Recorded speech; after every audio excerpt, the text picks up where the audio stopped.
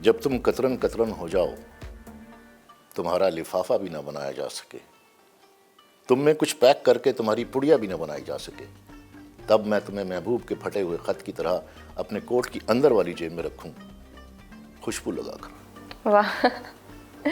ऐसा नहीं हो सकता। किसी एक रोल का आप कोई डायलॉग आपको याद हो और आप हमें सुनाएं। ये बड़ा नहीं, पता है वही बात, याद करने की बात है। हमने ये ड्रामे ये जितने भी किए, मतलब घोल कर पिए। वो रिहर्सल्स होती थी, 3-3 दिन रिहर्सल्स होती थी, फिर शूट करने से पहले ड्राई रिहर्सल होती थी, फिर कैमरा रिहर्सल होती थी। तो उसमें एक एक लफ्ज़ और एक एक चीज़, एक एक फीचर जो है वो नुमायाँ हो जाता था और याद हो जाता था और अजबर हो जाता था। और फिर कैरेक्टर में रहना, और हम उस वक्त में एक सीरियल करते थे या एक कैरेक्टर करते थे।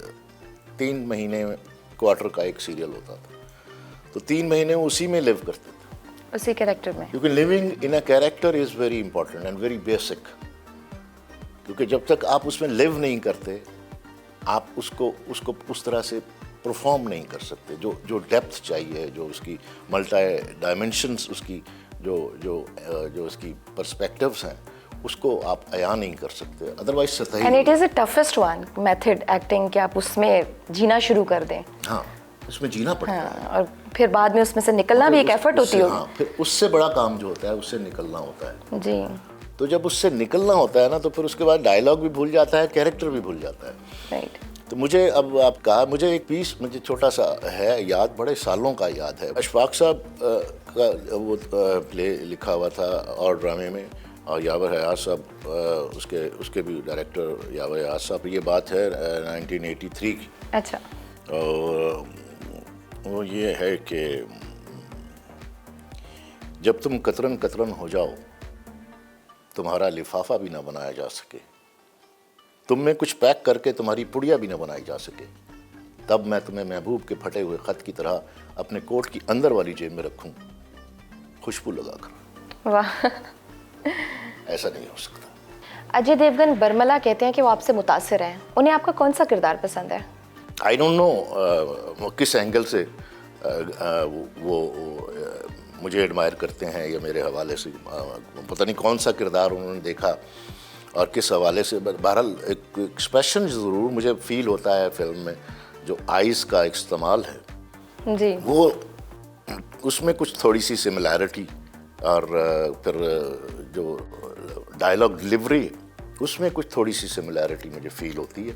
Otherwise he himself is a very good actor and I appreciate. अगर उन्होंने मेरी तारीफ़ की है या करते हैं तो मेरे लिए एजाज़ है। क्या ये बात दुरुस्त है कि इंडियन फिल्म कभी अलविदा न कहना में शाहरुख खान का किरदार परवाज़ ड्रामे में जो आपका किरदार था उसकी कॉपी थी? आपको किसने बताया? मैंने रिसर्च किया।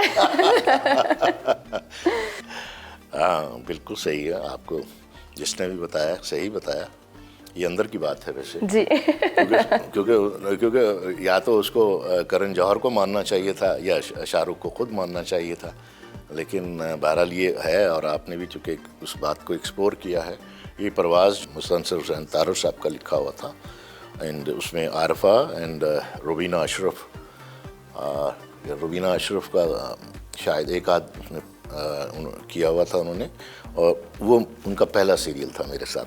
लंगड़े की बजाय अगर वो काना बना देते तो शायद हम समझते कि ये कभी अलविदा ना कहना इनकी अपनी ओरिजिनल थॉट है। तो जब उन्होंने लंगड़ा भी बना दिया, डिट्टो, बिल्कुल पूरी स्टोरी। और लंगड़ा भी वो राइट लेग पे है। मेरा जो मैंने किया था ये प्ले, जैसे कि मैंने अभी कहा था कि 83-84 में, और ये फिल्म मेरे ख्याल में जाके 90s, मिड 90s में या लेट 90s में बनी है। तो इस मुमासलत की वजह से, और फिर आगे कहानी में जितनी उसमें दो लड़कियों के दरमियान शाहरुख का जो बैलेंस और इम्बैलेंस होना है, वो सारा उसी प्लॉट से और उसी कहानी से मुतासर था।